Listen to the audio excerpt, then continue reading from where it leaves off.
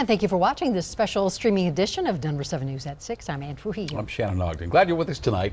The Broncos are just minutes away from kickoff, and even though the game's in Seattle, local businesses right here are still banking on the hometown crowds. Denver 7's Russell Haythorne explains how tonight's game could bring them a much-needed boost. Yeah, it is the Russell Wilson era. Fans are hoping Russell and the Broncos roll right on through to the Super Bowl this year, and businesses are hoping Russell and the Broncos raise revenues and boost their bottom line. It's caught near side. Broncos football is back, and so too is the party. This one right here is a traditional Mexican drink from Jalisco, Guadalajara. Bartender Daniel Hernandez is ready to mix up some game time cocktails. We have really good drinks. We have the best cantaritos of the city. In my opinion, I would say it. At Cilantro, right across the street from Empower Field at Mile High, this time of year always brings renewed excitement and crowds that pack the bar shoulder to shoulder. It's really crazy when it's Broncos game because we have in the morning a lot of people here on the bar. The other day we have more than 100 people here. So it's kind of crazy, but always fun. And with a new quarterback in town, there's also renewed optimism. And I think we have a good opportunity to do it well this time. The Russell Wilson factor is real, so real, Cilantro tells us they're thinking about increasing their square footage by adding a rooftop patio. At Empower Field at Mile High, I'm Russell Haythorne, Denver 7. All right, thank you, Russell. And Colorado's become one of the top states in the nation for sports betting. Last September, sports books here handled $408 million worth of wagers, with about 40% of it on football. But a local sports betting expert says to play it safe early in the season because there are a lot of unknowns right now, especially with the Broncos. So the Broncos are 6.5-point favorites in Seattle. And while the offense will likely improve behind Russell Wilson and Nate Hackett, Bob Stoll of DrBobSports.com thinks the defense will be a little bit worse without the mind of Vic Fangio. So he predicts more total points scored than the over-under in Broncos games. And our Brian Sanders also asked him about Russell Wilson prop bet specifically, and he thinks Russ will surpass his projected passing yards and touchdowns for the season. Russell Wilson's at, I think his over-under on touchdown passes is 31 around there and 4,000 passing yards. Those are pretty much in line with his per game averages over the course of his career. But I think they're going to throw more than they, at Denver than they did in Seattle. So if you are betting, he says the average bettor wins 49.7% of their bets.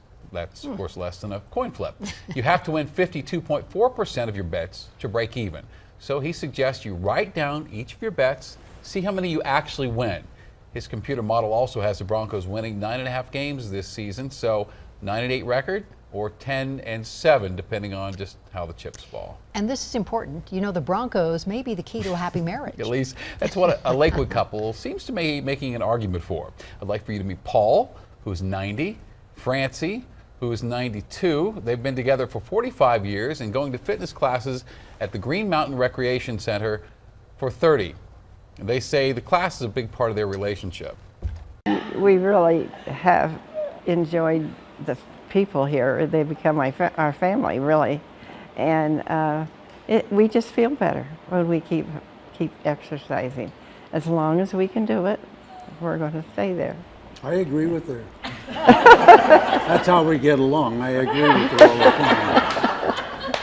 Oh, now that's a good husband. And that is good advice. But the other key to their relationship, sports, and specifically the Broncos. Check this out. They still have their seats from their season tickets at the old Mile High, which they purchased before it was torn down. And they are huge fans, and I guess you could say that they believe the secret to a long, happy marriage is quality time watching something specific together. We have pretty much watched a lot of athletics. We watch football till it comes out our ears. So is the secret to a happy marriage the Broncos? Oh. It sounds like it, doesn't it? And we will have much more coverage of the Broncos on Denver 7 tonight. All right, stick around after the game. Special post-game show immediately following. And now to some other headlines that we are following tonight. The City of Boulder wants your feedback on its shared e-scooter pilot program. The one-year program just finished, and the city wants to know if it helped reach the city's climate, mobility, and safety goals. It will also help Boulder determine whether to extend the program. You can find the survey on the city's website. It's open until the end of the month. Boulder police arrested a city employee for embezzlement of public property. Police say somebody tipped them off to a Transportation and Mobility Department employee using his city-issued credit card for personal purchases. 57-year-old Trent Fallica, who turned himself in yesterday. He is a traffic signal maintenance supervisor who worked for the city for 20 years, and he resigned just after his arrest. The Arvada community is remembering the life of Officer Dylan Vakoff. He was shot and killed over the weekend, responding to a call near 51st and Marshall. And Denver 7's Colette Bordelon explains how the community is paying tribute to this fallen officer. They would describe him as joyful, positive. For a man described in so many words. If there's anything that we can learn from Dylan's sacrifice, Selfless. Is the importance of helping those who need it most. Might be the one those who loved Officer Dylan Vakoff say the most. He's just one of those guys that sticks out in your mind from the thousands that we serve alongside. He just had something special about him where you knew this guy really wanted to take care of others. Julian Gluck was in the Air Force with Vakoff. They deployed together with the 96th Expeditionary Bomb Squadron to Qatar in 2016. When you're away from your families, your squadron becomes your family. Definitely reeling from this. We really cared a lot about him, just like he cared about really all of us. That kind of love seen in the colors of the memorial outside the police department, but also heard in the murmur of dozens of people at work. You get emotional right away. The emotions involve anger, and then the emotions involve sadness because it's a ripple effect. This is the Colorado Fallen Hero Foundation, a nonprofit designed to assist agencies and families when an officer is killed in the line of duty. Our main goal is to make sure that the fallen officer gets the proper honors that they deserve. Planning everything for an event where they expect anywhere from 3,000 to 5,000 people to show up, helping in the hardest of times. From the moment that call comes in, we are in work mode. A selfless act, similar to what Officer Vakoff did for his community. We want to do the right thing for the family, and we only have one shot at it. Working for the man who gave his life, working for others. Colette Bordelon, Denver 7. And we looked into the criminal background of the man accused of killing Officer Vakoff, and records show Sonny Almanza was arrested in 2008, 2016, and 2017. He was facing several felonies and misdemeanors, including assault, making a false report, and homicide. Some of these charges were dismissed. The best way to financially help Officer Vakoff's family is making a donation to the Colorado Fallen Hero Foundation. We have a link so you can donate.